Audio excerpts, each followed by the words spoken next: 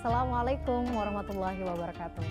Pemirsa gapai kemuliaan yang dirahmati Allah, Al-Baqarah adalah surat kedua dalam Al-Quran yang termasuk dalam golongan surah Madaniyah dan merupakan surat terpanjang dalam Al-Quran. Dalam sebuah hadis, Rasulullah Shallallahu Alaihi Wasallam bersabda, bacalah surat Al-Baqarah karena sesungguhnya selalu menetapinya mendatangkan keberkahan, sedangkan meninggalkannya akan mengakibatkan penyesalan dan para tukang sihir tidak akan mampu melakukannya. Hadis riwayat Muslim. Hadis yang agung ini menunjukkan betapa besarnya keutamaan membaca dan merenungkan surat Al-Baqarah. Nah pemirsa, hari ini insya Allah kita akan mengkaji bahasan tema terkait rahasia hikmah surat Al-Baqarah. Seperti biasa sudah hadir di studio ada gurunda kita sambut Kiai Haji Muhammad Faiz. Assalamualaikum Pak Kiai. Waalaikumsalam warahmatullahi wabarakatuh. Sehat Pak Kiai? Alhamdulillah baik. Alhamdulillah. Terima kasih sudah hadir. Ini sudah lama tidak berjumpa. Hari ini ada kesempatan mencari ilmu lagi pada Kiai Faiz. Terima kasih sekali lagi. Nah bagi Anda pemirsa yang juga memiliki pertanyaan, Anda bisa mengirimkan pertanyaan Anda berupa teks maupun video melalui nomor WhatsApp yang tertera di layar kaca. Anda juga berkesempatan untuk bertanya langsung pada Pak Kiai melalui sambungan Zoom yang nanti akan ditentukan secara teknis oleh tim Gapai Kemuliaan. Baik, Pak Kiai, bahasan tema kali ini adalah terkait hikmah rahasia ya, Al-Baqarah. Kita tahu Al-Baqarah memang surat terpanjang di Al-Quran. Yang kemudian menjadi pertanyaan saya adalah kalau kita kemudian membedah ya, sebenarnya ada banyak sekali sih ayat-ayat yang saya rasa sangat relate ya dengan kehidupan kita. Tapi yang menarik ini saya mulai mungkin menukil dari surat Al-Baqarah ayat 143. Di situ disebutkan bahwa sebenarnya Islam ini adalah umat pertengahan. Iya. Kadang-kadang mungkin kita berpikir ya, yang dimaksud dengan umat pertengahan itu bagaimana kemudian mengartikannya secara konkret. Tafadhol Pak Kiai. Jadi konsep wasaton atau yang sekarang sering disebut dengan wasatiyah dan dengan bahasa Indonesia yang lebih mudah itu adalah moderat. Itu sebetulnya dari kata-kata al-wasat. Wasat itu di tengah.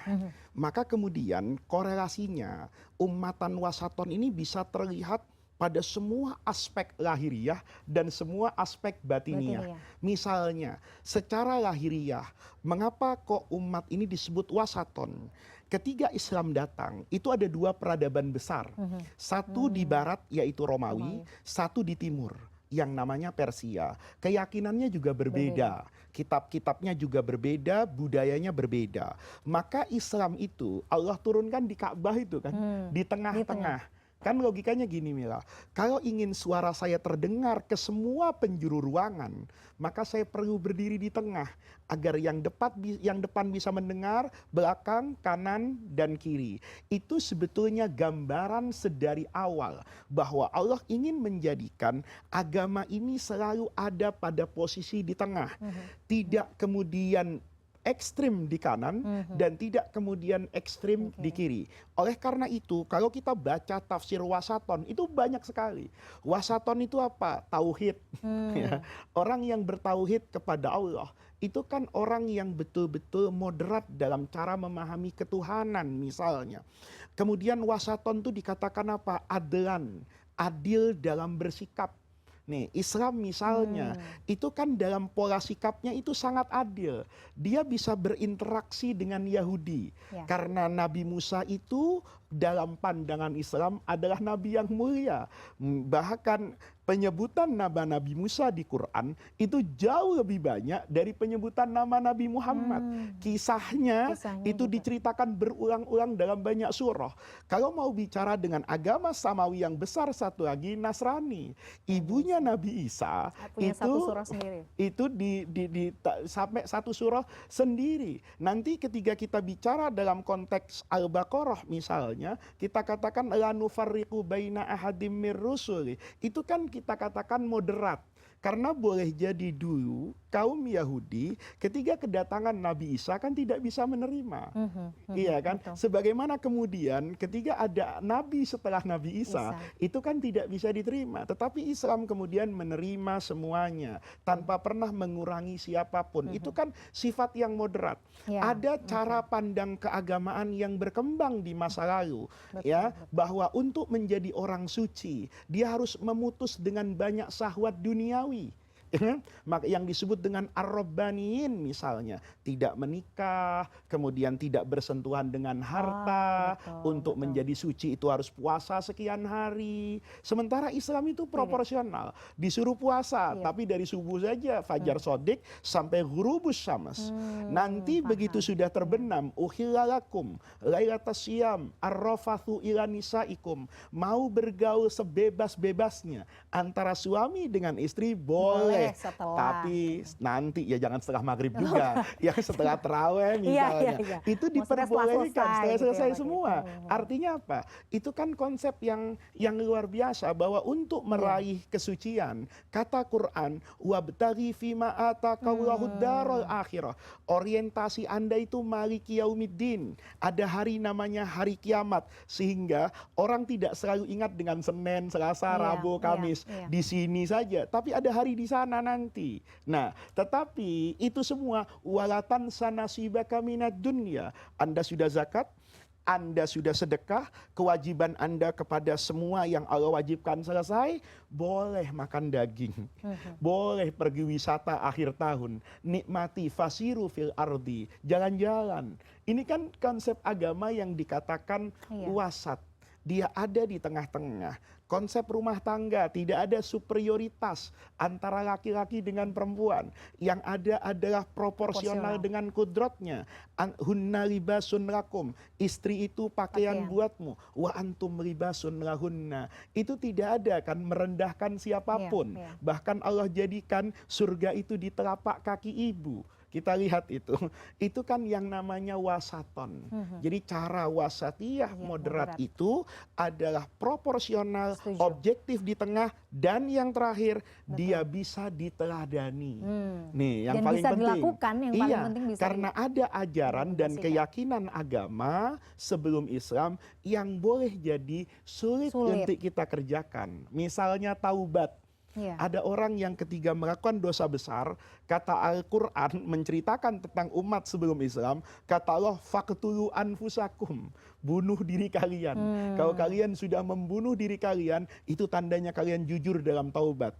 Islam coba lihat, ya nggak seperti itu. Kalau cara taubat begitu, mungkin banyak orang yang tidak bisa lagi untuk taubat. Lihat ini yang dinamakan dengan wasatan. Jadi dan bahasanya mengakomodir. Jadi mengakomodir kebutuhan manusia ya. Betul. Betul. Jadi tidak terlalu tidak terlalu ke kanan, tidak terlalu ke kiri. Makanya fungsi Al-Quran itu dikatakan muhaiminan. Muhaiman itu mengayomi, menjaga. Dia tidak menafikan syariat sebelumnya, tetapi dia melakukan penyempurnaan. Maka kata Rasulullah, mathali wa mathalul anbiya, perumpamaan saya dengan semua nabi itu seperti orang yang membangun rumah. Nabi Adam fondasinya. Terus naik atas semua, Rasulullah finishing. Kata Nabi, panas nih, pasang AC. Oh ini jendelanya kok di sini. Perlu itu. Jadi renov, kasih hordeng, pintunya. Sehingga kemudian rumah itu menjadi nyaman untuk didiami. Masya Allah, menarik sekali. Masih banyak yang perlu kita bahas Pak Kiai, tapi kita harus jeda. Pemirsa jangan kemana-mana, Gapai Kemuliaan masih akan kembali sesaat lagi. Tetaplah bersama kami.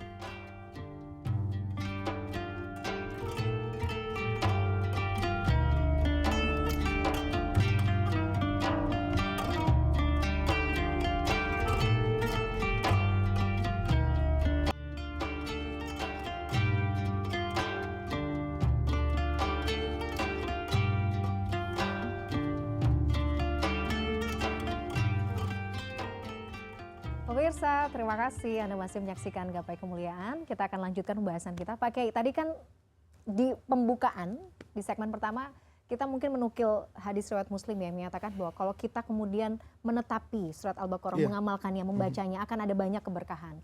Sebaliknya kalau mungkin kita meninggalkannya, mungkin akan banyak keburukan.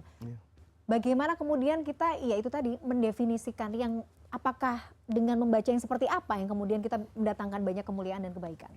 Inti agama itu kan meresapi kehadiran Allah. Jadi Al-Baqarah ini disebut dengan oleh Nabi misalnya Al-Kafiyah. Al-Kafiyah itu yang mencukupi. Yang mencukupi. Disebut juga dengan Asy-Syafiyah yang memberikan kesehatan. Itu kalau kita membaca Quran, itu dengan pemahaman bahwa apa yang saya baca itu adalah bukti pengabdian saya kepada Allah. Misalnya, Mila ya. Al-Baqarah itu kenapa panjang? Karena dia berbicara begitu banyak dimensi kehidupan di Madinah. Sehingga kalau kita baca, kita seolah mendapat petunjuk dari Allah. Misalnya begini, dari pembukanya saja. Kalau Al-Fatihah kan Bismillahirrahmanirrahim, Alhamdulillah. Artinya, Mila bisa pahami itu. Tetapi ketika Al-Baqarah, dia pakai alif lam mim. Yang nggak tahu artinya Nggak apa tahu juga. artinya Gitu. apa. Banyak orang mengatakan sudah hanya Allah yang tahu artinya. Tetapi banyak para sufi yang mengatakan itu maknanya bisa kita jangkau. Apa itu? Allah pada kekuasaannya itu akan berbeda dengan manusia pada kemampuannya. Iya. Saya bisa saja membeli buku resep masakan, menghadirkan semua bumbu masak dan alat yang akan saya pakai memasak dan bahan-bahan yang saya butuhkan untuk dimasak. Kemudian saya mendatangkan chef nih. Oke, dengan bahan yang sama, alat yang sama, hasilnya pasti akan berbeda. Nah, begitu saya mengatakan Quran itu pakai bahasa Arab, hurufnya huruf Arab. Seharusnya saya sebagai manusia itu bisa membuat ayat yang sama dengan apa yang Allah wahyukan kepada Rasulullah. Tapi Allah kemudian mengatakan, lihat Allah merangkai 3 huruf tanpa makna. Dari huruf-huruf yang kamu pelajari dan kamu ketahui, pada kekuasaan Allah menjadi indah. Alif lam mim. Kita baca, ada daya hidup kan di dalam hati kita. Betul. Kita sedang, Ada semua getaran. ayat Quran misalnya, kita sedang sedih misalnya, tiba-tiba baca Toha. Itu cuma 2 huruf. 2 huruf. Sekarang Tapi Mila, rasanya bisa menggetarkan. nggak merubah itu dengan 2 huruf? Kan bisa saja kita sama-sama asal-asalan ya. Alif lam mim. Kenapa? Nggak alif ba ta. Beda rasanya. mim, nun. Yasin, yasot. Itu beda sekali. Iya, Nah, beda. ketika kita baca seperti itu, kemudian kita dapatkan ilmu. Iya kan? Kemudian ketika kita kemudian membaca alif lam mim, zalikal kitab. Kok Quran itu dinamakan zalikal kitab, kemudian isyaratnya tuh zalika jauh. Sementara kalau Quran menggunakan Quran, itu jadi dekat. Inna hadzal Quran. Quran ini hadza. Hadza itu ini. Kalau zalika itu. Itu kan jauh. Kalau ini kan Ini dekat. ya. Itu kan, ya Allah, iya ya. Ternyata Quran itu dekat dengan kita karena wajib kita baca minimal 5 kali dalam sholat. Tetapi kitabnya, tulisannya itu di sana tinggi. Karena sampai hari ini tidak ada orang yang bisa menyaingi kehebatan Al-Quran. Paling mudah saja, tidak ada bacaan di dunia ini yang dipelajari tata cara membacanya. Beragam ahli qiraat lahir. Tidak ada bacaan di dunia ini semenjak manusia mengerti tentang baca dan tulis. Seandainya ya kita lihat dihafal kata demi kata yang membentuk ayat. Ayat yang membentuk surah sampai utuh Quran 30 juz. Seandainya di dunia ini semua tulisan manusia dibakar. Jangan ada yang disisakan. Maka yang bisa ditulis kembali tanpa ada kekurangan hanya Quran. Nah, ketika kita baca kayak gitu Mila, apa yang terjadi? Yang terjadi adalah ketundukan kita kepada Allah. Dibaca itu 286 atau 287 antara ahli Irak dengan Madinah yang berbeda cara penghitungannya. Ya tentulah pasti akan mendatangkan rahmat Allah. Jadi pesan saya pemirsa, surah Al-Baqarah itu memiliki keistimewaan. Anda baca dan Anda paham itu bagus. Kalau Anda baca tapi Anda tidak paham, yang Anda harus pahami adalah ketundukan hati Anda kepada Allah. Bahwa saya tidak ada apa-apanya di hadapan Allah. Buktinya saya disuruh membaca Al-Baqarah, panjang, tidak mengerti, saya tetap baca. Mila tidak mungkin membaca buku yang tidak dipahami sepanjang surah Al-Baqarah. Tetapi ketika kita tahu bahwa ini adalah kalam yang mulia, adalah wahyu Allah, saya tundukkan itu. Jangankan seperti yang Mila sampaikan, menjaga setan, menjaga rumah dari apapun, semua yang dihadapi di dunia ini akan lurus. Permasalahannya bisa nggak kita baca secara istiqomah Nah, panjang itu. seperti Al-Baqarah. Itu yang perlu kita pupuk ya Iya, Pak Kiai ya. betul. Nah, Masya Allah. Jadi kalau bicara soal Al-Baqarah itu tadi ya, pembahasan dalam dinukil dari hadis bahwa memang membaca Al-Baqarah aja sudah mulia, apalagi ya Al-Quran gitu ya. Al-Quran, Jadi, apalagi dipahami, apalagi dipahami. hatinya sampai tunduk kepada Allah, Masya itu Allah. luar Dan biasa. satu lagi yang juga menarik yang perlu kita highlight adalah di dalam surat Al-Baqarah itu kan ada ayat kursi. Oh, iya. Yang kita tahu bahwa ayat kursi itu keutamannya juga luar biasa. Bahkan kalau saya tidak salah baca Pak Kiai, mungkin kalau nanti ada yang salah dikoreksi, ini merupakan salah satu ayat yang paling agung. Oh, iya, Karena iya. bagaimana apa ya mendefinisikan bagaimana Rob kita, bagaimana Allah itu kan lengkap dalam ayat kursi. Nah, bagaimana Pak Kiai kita membedah ayat kursi ini? Allah itu membangun interaksi dengan hambanya itu dengan Ar-Rahman Ar-Rahim. Ar-Rahim, ya. Dari Rahman dan Rahimnya Allah. Kalau Mila nggak bisa baca Al-Baqarah yang panjang ini, setidaknya bacalah ayat yang, jadi dikatakan gini, surah Al-Baqarah itu surah yang paling agung, tetapi kemudian yang paling inti dari Al-Baqarah itu ini. Tapi saya mohon dipahami, jangan kemudian ayat kursi terus yang dibaca, Al-Baqarahnya ditinggalkan. Artinya gini, dalam hidup tuh bangunlah keseimbangan. Sebulan sekali, masa iya sih nggak bisa baca Al-Baqarah, tapi setiap hari membaca ayat kursi. Nah, ayat kursi ini ayat yang agung. Kenapa? Ini kursi Mila, bukan diartikan kursi-kursi kita. Secara fisik seperti bukan. ini gitu ya Pak. Al-kursi itu dalam bahasa Arab itu ada ahli tafsir ya yang kemudian dijadikan disertasi oleh Prof. Quraisy Shihab itu namanya Imam Ibrahim bin Umar Al-Biqai. Itu ulama alim dari Libanon, hidup kira-kira 600 tahun sebelum ini, itu punya kitab namanya Nazmud Duror. Dia membuat korelasi yang baik hubungan antara ayat dengan ayat, surah dengan surah, sehingga Al-Quran itu seperti mata rantai yang tidak putus. Jadi kalau Anda mau memahami Quran, tidak boleh sekedar satu-satu. Tapi Anda kalau menjadi profesor Al-Quran tuh baca dari awal. Seperti bunga rampai yang indah. Apa kata beliau? Kata beliau, yang namanya kursi itu dalam bahasa Arab, itu tergabung dari 3 kata. Yang pertama al-quwah. Al-quwah itu kekuatan. Kemudian al-ijtima. Al-ijtima itu kekuatan yang berkumpul. Kayak orang kalau sendiri, kan orang takut sendiri. Tapi kalau 2 orang takut ketemu, jadi tambah berani. Kan gitu. Kemudian dikatakan al-azomah itu keagungan. Jadi ketika ada ayat wasi'a kursiyuhus samawat, artinya kekuatan Allah, keagungan Allah, kebesaran Allah, itu semua lebih besar dari apa yang kamu bayangkan. Nah, ketika kita membayangkan bahwa Allah itu lebih besar segala-galanya, kita terjerat hutang, hutang kita besar. Tapi kita yakin Allah lebih besar. Ada orang di rumah tangganya punya masalah apapun, tapi dia yakin Allah lebih besar dari masalah yang dia hadapi.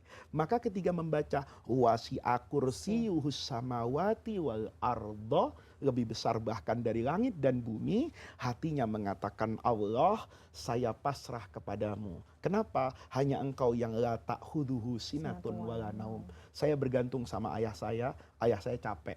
Saya bergantung sama presiden, presidennya pensiun. Saya bergantung sama panglima TNI, baru kemarin diganti. Saya berpaku kepada orang kaya, ternyata hari ini bangkrut.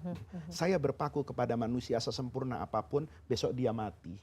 Tapi saya bersandar kepadamu ya Allah. Nah, itulah keagungan ayat kursi. Jadi jangan membayangkan ayat kursi itu terus kursinya Allah gitu. Tapi ada keagungan, kebesaran. Ada keagungan, ada kebesaran. Jadi itu metafora. Nggak boleh kemudian Allah misalnya Ar-Rahman alal arsistawa, Allah itu duduk di arsy, kemudian membayangkan duduk. Tidak, itu kan metafora. Kalau saya katakan saya duduk dalam kekuasaan saya, memang harus duduk terus? Enggak juga. Kan enggak juga. Mungkin kekuasaan berdiri, itu tidak lepas dari tapi identik dengan kedudukan. Oleh karena itu, karena identik dengan kedudukan itu dilambangkan oleh kursi. Buktinya semua orang sekarang mencari kursi DPR, berebut kursi. Kursi di DPR, kursi jadi RI 1. Kan begitu kan. Jadi ketika kita bayangkan itu adalah kedudukan Allah, makom Allah yang agung, disitulah inti kebesaran dari ayat kursi. Masya Allah ya. Jadi betul tadi ya, salah satu surat teragung ya dalam Quran, surat Al-Baqarah, dan core-nya itu dari surat Al-Baqarah itu di ayat kursi tadi. Masya Allah. Pak Kiai nggak kerasa, tapi kita harus jeda dulu. Baik. Masih banyak yang mungkin kita nanti bisa bahas di segmen berikutnya. Pemirsa jangan kemana-mana. Gapai Kemuliaan masih akan kembali sesaat lagi.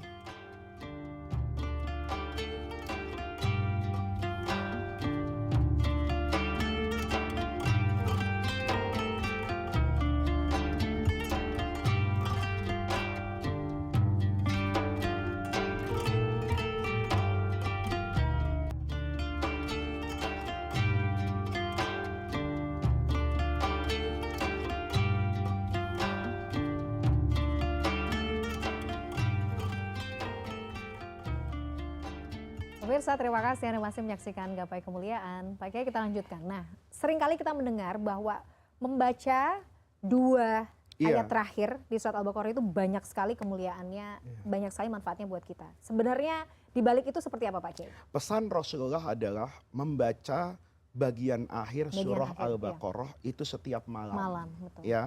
Jadi kalau kita lihat istimewanya ya dari maknanya. Maknanya dalam sekali. Yang pertama kan itu dimulai dengan amanar Rasul. Rasul di sini Nabi Muhammad.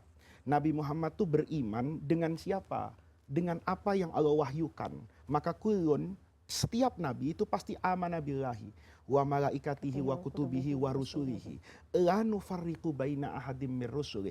Ini semua nabi dan rasul yang Allah turunkan, kamu tidak boleh membeda-bedakan pada aspek kenabian dan kerasulannya. Saya orang yang beriman kepada Rasulullah, maka saya katakan, saya beriman kepada Nabi Musa sebagai utusan Allah, saya beriman kepada Nabi Isa sebagai utusan Allah, dan saya beriman kepada Rasulullah sebagai utusan Allah, dan saya mengikuti syariatnya Nabi Muhammad.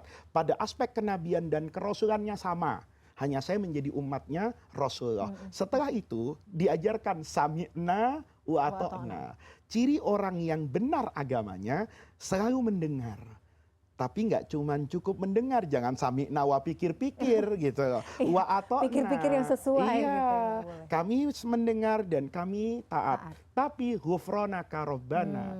Tetap saya ini nggak bisa ya Allah maksimal seperti sepantasnya seorang hamba kepadamu. Maka saya minta ampunan dalam ibadah saya. Bukan pada maksiat loh ini. Sholat saya minta ampunan ya Allah di dalam sholat. Betapa ndak sopannya saya. Baru ngomong Allahu Akbar, ingat belum ngasih bulanan sama istri. Iya kan? Nah, Betul. itu ghufranaka rabbana wa ilaikal masir. Setelahnya itu la yukallifullahu nafsan. Itu menenteramkan hati. Ya Allah, sebesar apapun beban yang saya pikul, saya sadar bahwa itu ada dalam aspek kemampuan saya. La yukallifullahu nafsan illa wus'aha. Kan gitu kan? Nanti kalau kita urut terus ini, ya, Rabbana la tu'akhidna inna sina au akhtana. Siapa manusia yang tidak pernah lupa dan siapa manusia yang tidak pernah salah. Ini kalau kita katakan terus nanti ya, pada ayat yang terakhir fangsurna.